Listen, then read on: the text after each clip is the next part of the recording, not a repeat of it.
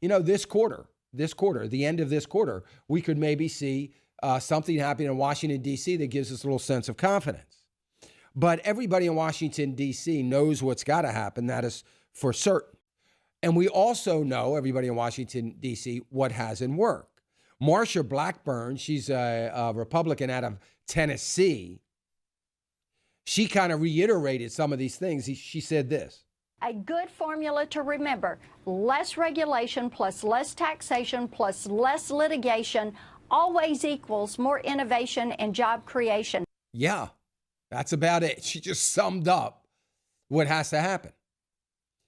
And those things that she just said are the very things that they have tried to keep from happening.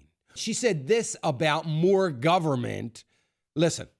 The American dream is not being dependent on the federal government for your health care, for your automobile, for your college education, for your student loan, on and on and on. The American dream is independence and being able to create that dream for yourself.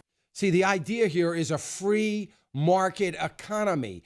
Everybody's hope ought to be that as a result of last November's election, that we would have a body on Capitol Hill that would understand these principles that Marsha Blackburn has laid out. It's not that difficult. These are things we've been talking about since Ronald Reagan. No, since John F. Kennedy. John F. Kennedy knew all too well these very things. These are things that we have been talking about for a long time. Bill Clinton knew all too well how these things work in a positive way. If we start seeing that by the end of this quarter, I mean, right now it looks like they're shelving any kind of a tax reform. Not that I think their tax reform is going to be worth looking at, but might be a start. So, look, it all goes back to the will of Washington, and that's what I was talking about when I said I want to see what happens, at least in this first quarter and into the second quarter.